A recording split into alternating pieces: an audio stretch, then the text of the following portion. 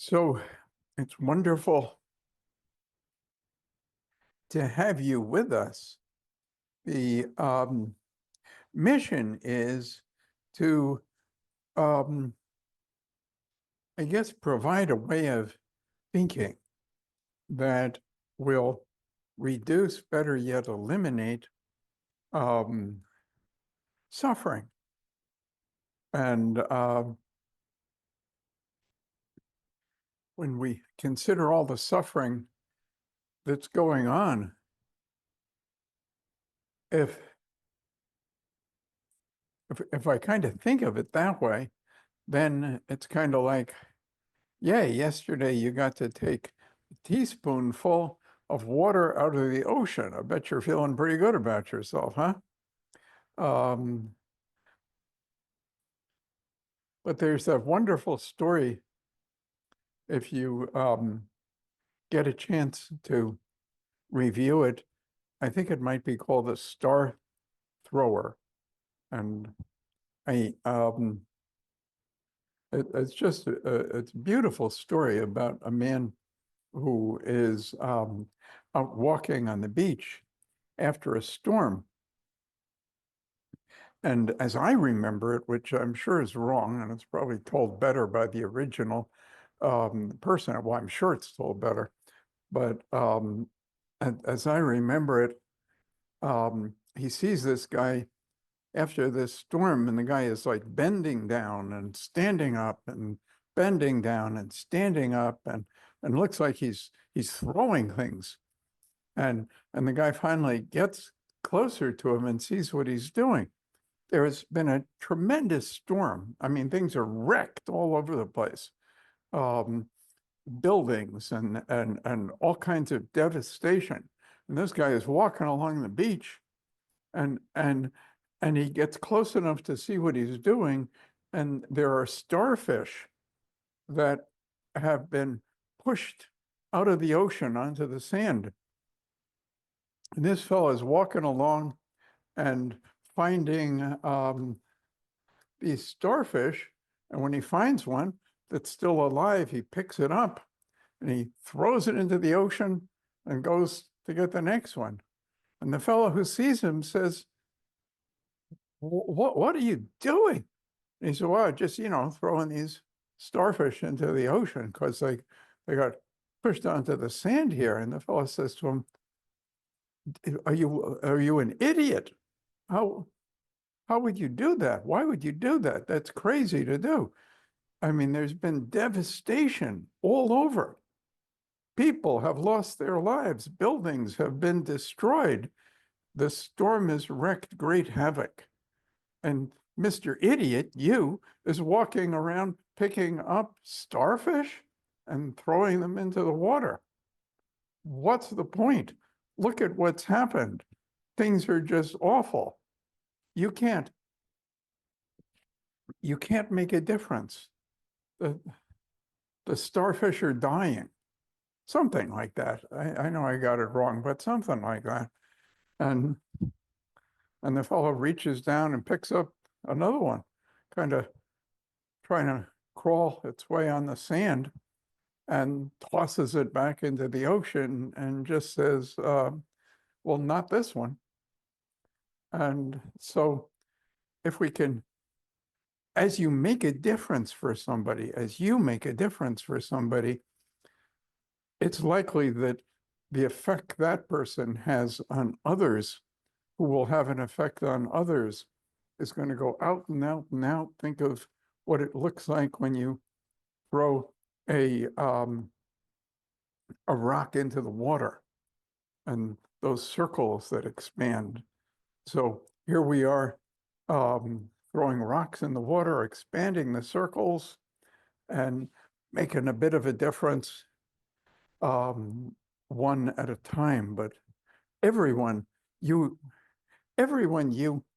um, express a kindness to, an unnecessary kindness to, anyone you do that with is likely to then do something for somebody else, or even just absorbing that kindness themselves.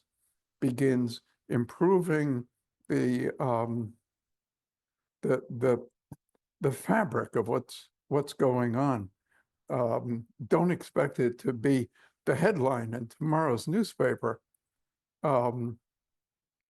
because what's featured is the horror, and there's certainly plenty of that to keep the news flowing. When I don't think that other creatures are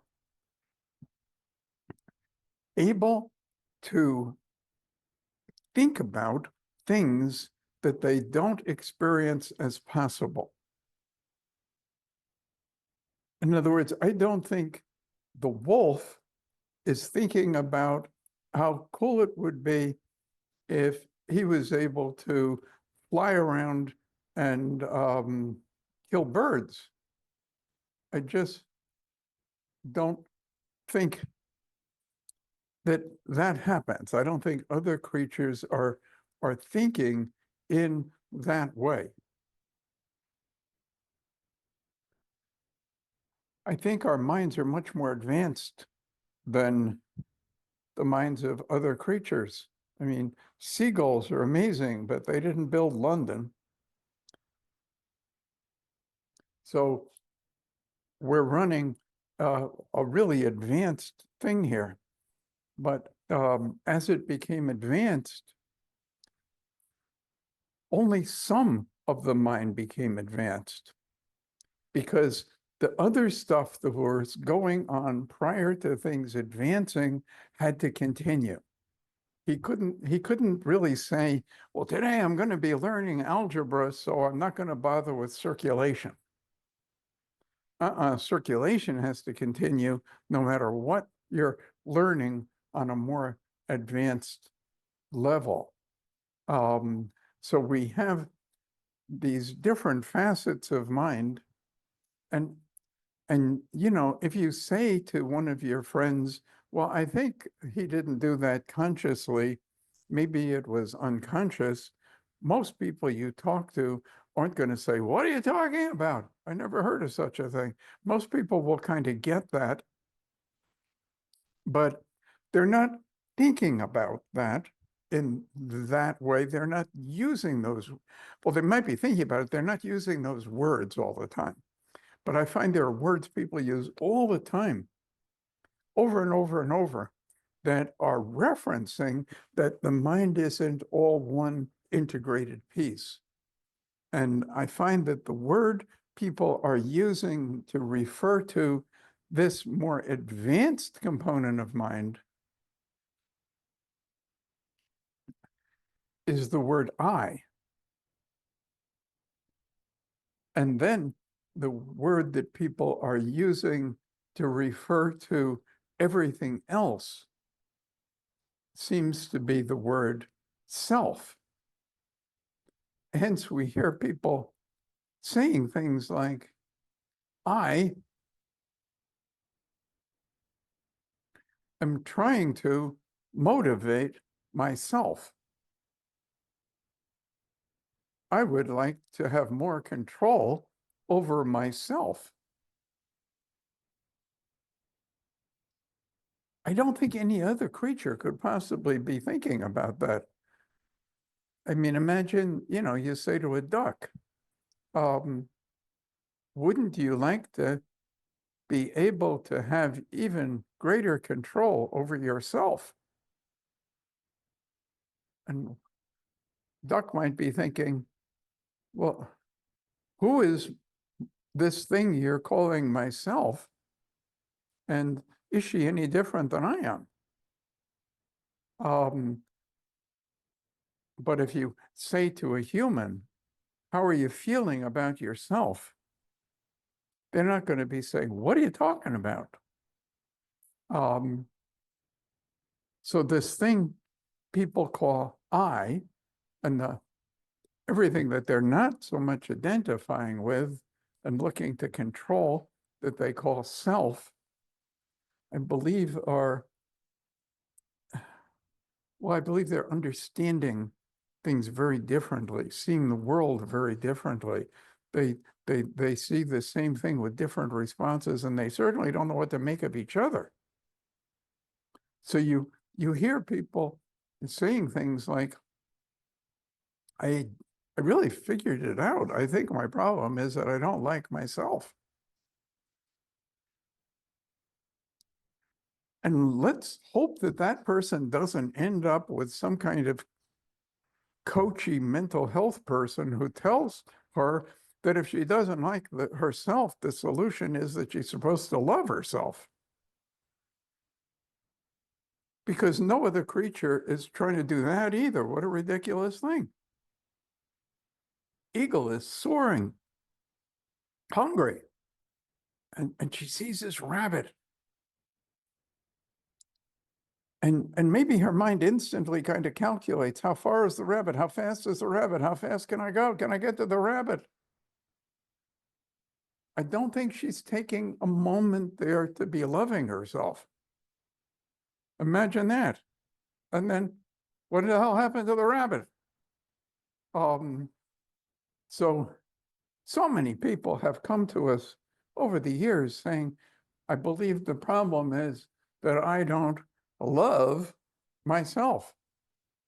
And my therapists and coaches and healers and metaphysical weirdos are telling me that if I'm going to like manifest amazing things, I have to first love myself. Good grief. I don't think any other creature is trying to do anything that silly. And yet there are incredibly intelligent people devoting lots of time to doing this love of self. What the heck is yourself anyway that you're trying to love? Because most folks, when they're thinking about what their self is, are really thinking about possibly two things. And one is feeling.